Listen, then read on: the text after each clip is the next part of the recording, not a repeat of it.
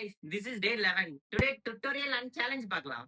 இப்பதான் நம்ம channel first time பார்க்கறீங்கன்னா மறக்காம ஃபாலோ பண்ணிக்கங்க. வாங்க வீடியோக்குள்ள போலாம். ஃபர்ஸ்ட் உங்களோட ஹேண்ட்ஸை கரெக்டான பொசிஷன்ல வச்சுக்கோங்க.